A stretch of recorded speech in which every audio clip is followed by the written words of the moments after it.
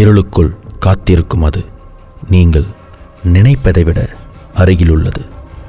பேய் டைரியில் வரும் அனைத்து கதைகளும் ஆபத்தானவை. இதை தனிப்பட்ட முறையில் யாரும் முயற்சிக்க வேண்டாம். நான் டாக்டர் எம். ஏ. லிங்கேஸ்வரன். இது பேய் டைரி சீசன் 8. இந்த எபிசோட் நான் நேரடியாகவே வந்துடுறேன்.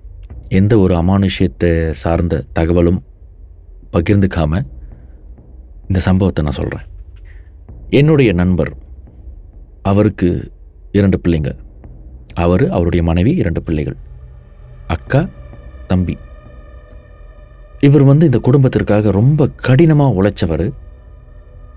அவருடைய மனைவியும் அப்படிதான். ஒரு ஆசிரியர் இருந்தாலும் பார்ட் டைமில் என்ன செய்ய முடியும் அப்படின்னு சொல்லிட்டு கேக் பிஸ்னஸ்லாம் செய்கிறாங்க. கணவருக்கு பொருளாதார ரீதியாக உதவியாக இருக்கணும்னு அந்த மனைவி இருக்காங்க. எப்படியாச்சும் தன் பிள்ளைகளுக்கு ஒரு நல்ல எதிர்காலத்தை ஏற்படுத்தி கொடுத்துருன்னு சொல்லிட்டு பொருளாதார ரீதியாகவும் ஒரு பேரண்டிங் பெற்றோராகவும் நிறைய உழைப்பு போட்டு அந்த பிள்ளைங்களுக்கு பல வசதிகளை செய்து கொடுத்துருக்காங்க. தாய் தந்தை இருவரும் இவ்வளவு சிரமப்படுறாங்க. நாம் அவங்களுக்கு கொடுக்க போகிற சந்தோஷம் நம்ம படிக்கிற மார்க்லேயும் நம்மளுடைய நன்னடத்தில் தான் இருக்குது அப்படின்னு சொல்லி சிறு வயதிலேயே புரிஞ்சுக்கிட்டு தங்களுடைய திறமைகளை வளர்த்துக்கிட்டு இன்றும் அந்த 2 குழந்தைகளும் சிறப்பான மாணவர்களாகவும் பிள்ளைகளாகவும் இருந்துக்கிட்டு வராங்க. இது ஒரு அமைதியான குடும்பம், அழகான குடும்பம். இவங்களை அடிக்கடி சந்திக்கிறது என்னுடைய விருப்பம். அவங்க வீட்டுக்கு போகிறப்பெல்லாம் இந்த ஜங்க் ஃபுட்லாம் வாங்கிட்டு போயிடுவேன். சாக்லேட்ஸ், ஐஸ்கிரீம் வாங்கிட்டு போயிட்டு இந்த பிள்ளைங்களோட உட்காந்துக்கிட்டு கதடிப்பேன். சில நேரத்தில் இந்த குழந்தைகளுடைய நண்பர்களும் வீட்டுக்கு வந்துடுவாங்க. அவங்களுடைய பெற்றோர்கள் எடுத்து வந்து வீட்டில் விட்டுட்டு போயிடுவாங்க. அப்போ வீட்டில் கொஞ்சம் கலகலப்பாக ஒரு 6-7 பேர் இருக்கிற மாதிரி இருக்கும். அப்போ இந்த பிள்ளைங்களோட பேசிக்கிட்டு டேப்பில் ஏதாச்சும் புதுசாக கேம் வந்திருக்கும். அப்போ இந்த குழந்தைகளோடு பழகும் பொழுது நமக்கு நிறைய விஷயங்கள் தெரிய வரும். அப்படி போய் பேசி பழகிட்டு இருக்கும் போது குழந்தைங்க என்கிட்ட பேய் கதைகள்லாம் கேட்டுட்டு இருந்தாங்க. அங்கிள், நீங்கள் நிறைய பேய் கதைலாம் சொல்கிறீங்களே அப்படின்னு ஆரம்பித்தாங்க. சரி, பிள்ளைங்களுக்கு அது பிடிச்சிருக்கு பொழுது நானும் பல அனுபவங்கள், பேய் வேட்டையில் நடந்த அனுபவங்கள்லாம் பகிர்ந்து கொண்டு இருக்கும்போது உங்ககிட்ட சொல்லணும்னு நினச்ச மச்சான் அப்படின்னு சொல்லி என் நண்பர் ஆரம்பித்தார். இவங்க இருக்கிற வீடு ஒரு லாட் வீடு. அவங்க அப்பாவோட நிலத்தில் இவர் கட்டி வச்சிருக்கிற ஒரு வீடு. அவங்க அப்பாவோட காடியை கூட இவர் இன்னும் பத்திரமா தான் வச்சுருக்காரு. ஆனால் அவருடைய தந்தை இல்லை. இந்த நிலம் ஆரம்ப காலத்தில் ஒரு சுடுகாட்டு நிலம். அதுக்கப்புறம் இந்த நிலத்தை தூர் வாரிட்டு அந்த இடத்த சுத்தப்படுத்திட்டு சுடுகாட்டை வேறு ஒரு பகுதிக்கு மாற்றிட்டு இந்த இடத்த டெவலப்மெண்ட் ஏரியாவை மாற்ற முயற்சிக்கும் பொழுது நிலத்தை பட்டா போட்டு விற்கும் பொழுது இவங்க அப்பா ஏலத்தில் எடுத்திருக்காரு. அது காலப்போக்கில் அப்படி இருந்து இவரோட ஜெனரேஷனில் தான் இந்த வீடை எழுப்பியிருக்காங்க.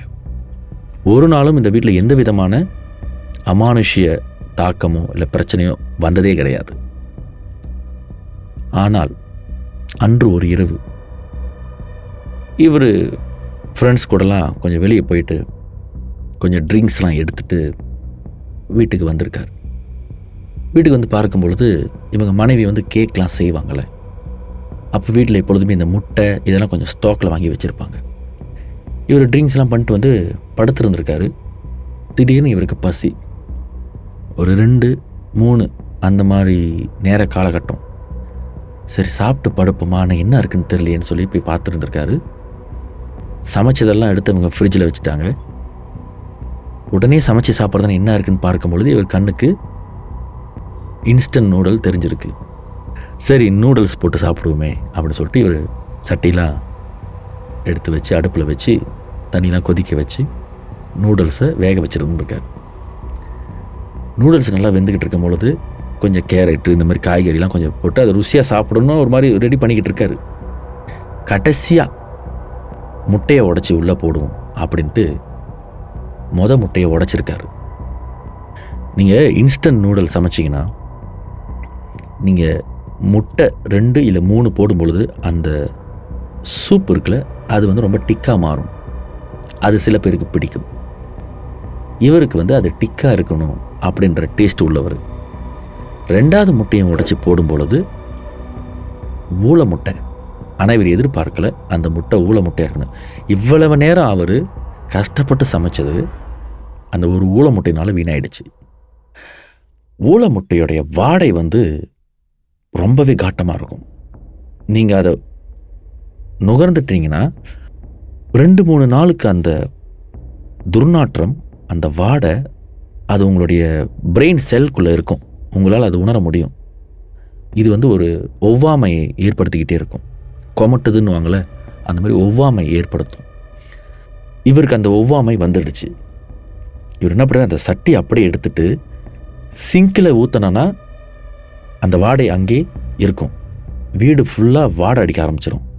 இவர் என்ன பண்ணியிருக்காரு, கிச்சனில் கதவை திறந்து வீட்டுக்கு பின்னாடி கொஞ்சம் நிலம் இருக்குது, அந்த நிலத்தில் இந்த மேகியை எடுத்து அப்படி கொட்டிட்டார்.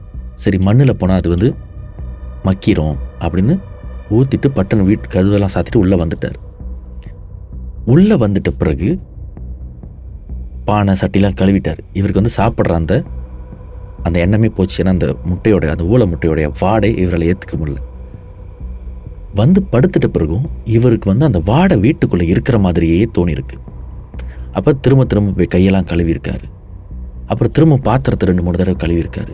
அந்த ஊளை முட்டை எங்கேயா சிந்தி இருக்கா, அதனால தான் வாடை வீட்டுக்குள்ளேயே இருக்க போல இருக்குன்னு சொல்லிட்டு அந்த இரவு தூங்காமல் எல்லாத்தையும் சுத்தப்படுத்துறதுல குறியாக இருந்திருக்காரு. அப்போவும் அந்த வாடை அவருக்குள்ளே இருந்திருக்கு. சட்டையில் பட்டுருச்சா, மேலே பட்டுருச்சா அப்படி சொல்லிட்டு ரொம்ப அசௌகரியமாக இருந்திருக்காரு. இவர் என்னது எழிஞ்சு வர்றாரு போகிறாரு, என்ன பண்ணுறாருன்னு அவங்களும் எழிஞ்சு வந்திருக்காங்க. யாரோ அவருடைய மனைவி எழிஞ்சு வந்திருக்காங்க. என்னங்க பண்ணுறீங்க, ஏன் ஒரு வாடையாக இருக்குது, என்ன வாடுதா, குடலை புரட்டுது அப்படின்னு இருக்காங்க. அப்போ இவர் நடந்ததெல்லாம் சொல்லியிருக்காரு. முட்டை வாடுங்க, அது அழுகிருச்சுன்னா அது டிஸ்போஸ் பண்ணிடணும் கரெக்டாக, அது குழி தோண்டி தான் புதைக்கணும் போல இருக்குது அப்படி சொல்லி என்ன பண்ணியிருக்காங்க, மனைவி கதவை திறந்து பார்த்துருக்காங்க.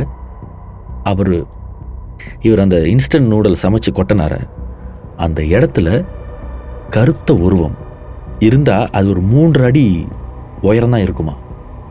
ஒரு கருத்த உருவம் அந்த மேகியை சாப்பிட்டுக்கிட்டு இருக்கான். அள்ளி வாயில் போட்டு சாப்பிட்டுட்டு இருக்கான். 2 கையிலையும் சாப்பிட்டுக்கிட்டு இருக்கான். இதை பார்த்தோன்னே இவங்க பயந்து போய் கத்தியிருக்காங்க. இவங்க கத்தன வேகத்துக்கு அந்த உருவம் அங்கேயே உட்காந்து இவங்களை முறைச்சி தான் பார்த்துக்கிட்டு இருக்கான். அசைவே இல்லையா. இவங்களை அப்படியே பார்த்துக்கிட்டு தான் இருக்கான் முறைச்சிக்கிட்டு. இவர் என்னாச்சு அப்படின்னு சொல்லி பார்க்கும்போது அந்த உருவத்தை இவரும் பார்த்துருந்துருக்காரு. இவங்க 2 பற்றி அந்த உருவம் பார்த்துக்கிட்டு தான் இருக்கான். ஆனால் அது பயப்படலை, ஓடலை, இவங்களையும் அது மிரட்டலை. இவர் உடனே என்ன பண்ணியிருக்காரு, பக்கத்தில் பட்டனை கூட்டு மாதிரி இருந்திருக்கு.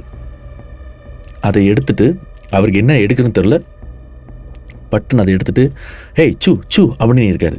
ஏன்னா அவருக்கு அந்த இருட்டில் அது நாயா பூனையா என்ன மிருகன்னு அவரால் யூகிக்க முடியல. ஆனால் அது உட்காந்துருக்கிறத பார்த்தா மனுஷன் உட்காந்துருக்க மாதிரி தான் உட்காந்துருந்துச்சான். ஆனால் உயரம் 3 அடி தான், அது எழிஞ்சு நின்றா கூட 3 அடி தான் இருக்கும் அப்படின்னு சொன்னார். கடைசி வரைக்கும் இவங்களை பார்த்துட்டு பிறகு அந்த உருவம் அங்கேருந்து நகராமல் அங்கேயே உட்காந்து அந்த மேகியை சாப்பிட்டுட்டு அங்கேருந்து நடந்து போய் 4 அடி 5 அடி தாண்டும் பொழுது காணா போயிடுச்சு. அதாவது ஒரு மாதிரி அப்படி ஃபேட் அவுட் ஆகி மறைஞ்சிடுச்சு. இதை பார்த்துட்டு 2 பேருக்குமே காய்ச்சல் உடம்பு சரியில்லாமல் போய் அதுக்கப்புறம் ஒரு சில இடத்துல போயிட்டு ஒன்றும் இல்லைங்க, நீங்கள் பார்த்தது அமானுஷ்யந்தான், அந்த வட்டாரத்தில் வசிக்கிற மாதிரியான ஒரு கிரேச்சர் தான் அது, அமானுஷ்யம், அது மிருகலாம் கிடையாது, அமானுஷ்யந்தான், அது மனுஷனும் கிடையாது, செத்தவங்களுடைய ஆத்மாவும் கிடையாது, அது ஒரு என்டிட்டி, அது ஒன்றும் செஞ்சுருக்காது, நீங்கள் போட்ட சாப்பாடு அதுக்கு தான் அதுக்கு சாப்பாடு, நமக்கு அது சாப்பாடு இல்லை, நமக்கு அது அழுகின ஒரு விஷயம், அதெல்லாம் பணத்தை கூட சாப்பிடுங்க, அழுகின பணத்தெல்லாம் சாப்பிட்ற மாதிரியான என்டிட்டி, அந்த வாடைக்கு அது வந்துருச்சு, பரவாயில்ல, அந்த இடத்துல மஞ்சள் தண்ணி ஊற்றி விட்ருங்க, நீங்கள் ஒன்றும் செய்ய வேணாம், எங்கே அதை உட்காந்து சாப்பிட்டுச்சுன்னு பார்த்தீங்கன்னா அந்த இடத்துல மஞ்சள் தண்ணி ஊற்றி விட்ருங்க, வராது. இந்த கந்தகம்னு ஒன்று இருக்குது, நிறைய பேருக்கு தமிழில் சொன்னால் என்னன்னு கேட்பாங்க, எஸ்பெஷலி 2K கிட்ஸ். கந்தகம் அது சல்ஃபர், இந்த பாம்பு தவளை பூச்சிகள் இந்த மாதிரி வரக்கூடாதுன்னா வீட்டை சுற்றி கந்தகம் கொட்டுவாங்க. நீங்கள் ஒரு கேம்பெயின் போனால் கூட கந்தகம் வாங்கி வச்சுக்கோங்க. கேம்பெயின் பண்ணுற இடத்துல சுற்றி கொட்டிட்டிங்கன்னா இந்த கடிக்கிற பூச்சிலாம் வராது. அப்போ இந்த கந்தகத்தெல்லாம் வாங்கி கொட்ட சொல்லியிருக்கார். அப்போ இவர் கேட்டிருந்திருக்காரு, அமானுஷத்துக்கும் கந்தகத்துக்கும் என்னங்க சம்பந்தம்? கந்தகம்னா இந்த பூச்சி வகைகளை விரட்டுறதுக்கு தானே. அப்போ தான் அவர் வந்து கந்தகத்தோடைய தன்மையை சொல்லியிருக்காரு. இந்த கந்தகம் வந்து அமானுஷங்களை, அதாவது எல்லா அமானுஷத்தையும் இல்லை, ஒரு சில அமானுஷங்களை நெருங்க விடாமல் பண்ணுவதற்கு இந்த கந்தகத்துக்கு ஒரு பவர் இருக்குது. ஞாபகம் வந்தது, ஒரு சில சீனர்களுடைய ஆலயத்தில் பார்த்தீங்கன்னா இந்த கந்தகத்தை 4 இல்லை 8 திசைகள்லையும் சரி திக்குகளையும் சரி வச்சுருப்பாங்க. ஒரு குவளையில் கொட்டி வச்சுருப்பாங்க. இந்த கந்தகம் வந்து அமானுஷ்யம் சார்ந்த ஒரு சில சக்திகளை நம்மை அண்ட விடாமல் செய்வதற்கு இந்த கந்தகம் ரொம்ப முக்கியமானதாக இருக்குது அப்படின்னு அவர் சொல்லும் பொழுது எனக்கு அது இந்த விஷயம் ஞாபகம் வந்தது. சீனர்கள் கோயில் அதிகமாக கந்தகத்தை வச்சுருப்பாங்க. ஏதோ ஒரு சின்ன குவளையில் கொட்டி வச்சுருப்பாங்க. அப்படி தெரிய வந்தது. அதற்கப்புறம் அந்த அமானுஷ்யம் அந்த வீட்டு பக்கத்து வரல. அவருக்கு எந்த விதமான பாதிப்பும் கொடுக்கல. ஆனால் அந்த சம்பவத்துக்கு அப்புறம் நான் இன்ஸ்டன்ட் நூடுல்ஸ் சாப்பிட்றதே விட்டுட்டேன் அப்படின்னு சொன்னார். அப்போ நான் கேட்டேன், ஏன்? அந்த முட்டை வாடையினாலையா அப்படின்னு. அவர் சொன்னார், ஒன்று அந்த முட்டை வாடை, 2வது அந்த தூக்கி கொட்டின அந்த இன்ஸ்டன்ட் நூடலை அது சாப்பிட்டதை நீ பார்த்துருக்கணும். ஊளை முட்டை அந்த சூப் வந்து ரொம்ப ஸ்டிக்கியாக இருந்தது. அதை நான் வந்து அந்த மண்ணில் கொட்டிட்டேன். அந்த மண்ணோடு அதை எடுத்து அள்ளி சாப்பிட்றத நான் பார்த்தேன். அது வந்து ஒரு மாதிரி அருவருப்பாக்கிருச்சு. நூடுல்ஸை சாப்பிடணும்னு தோணுச்சுன்னா கூட சாப்பிட தோணாது. அப்படி இருக்குது. அதனால் யாராவது நூடுல்ஸ் சாப்பிட்டா கூட என்னால் சாப்பிட பார்க்குறது முடியாது. அப்படி இருக்குது அருவருப்பா அப்படின்னு சொல்லியிருந்தார். அதை சொன்னோடனே அவருடைய மனைவி, தயவு செஞ்சு அதை என்கிட்ட சொல்லாதீங்க, நானும் அதை பார்த்துட்டேன், இனிமேல் வீட்டில் இன்ஸ்டன்ட் நூடுல் இருக்கவே கூடாது அப்படின்னாங்க. அப்போ நான் சொன்னேன், ஒரு ஊளை முட்டை பண்ண பாவத்துக்கு தேவையில்லாமல் இன்ஸ்டன்ட் நூடுல் வந்து தண்டனை அனுபவிக்குதுன்னு சொல்லி இந்த அமானுஷ்ய கதையை கூட நகைச்சுவையாக நாங்கள் முடிச்சிட்டேன். இந்த நகைச்சுவை உங்களுக்கும் போய் சேரணுன்றதுக்காக தான் இந்த எபிசோடோட ஓப்பனிங்கில் எந்தவித அமானுஷ்ய தகவலும் பகிராமல் இதை ஒரு நகைச்சுவையான ஒரு அமானுஷ்ய கதையாக உங்களுக்கு போய் சேரட்டுமே, கொஞ்சம் வித்தியாசமாக இருக்கும்ல அப்படின்றதுக்காக இதை நான் இந்த எபிசோடில் பதிவு செய்கிறேன். நன்றி. இது கற்பனை அல்ல, அனுபவம். நான் டாக்டர் எம். ஏ. லிங்கேஸ்வரன். இது பேய் டைரி சீசன் 8.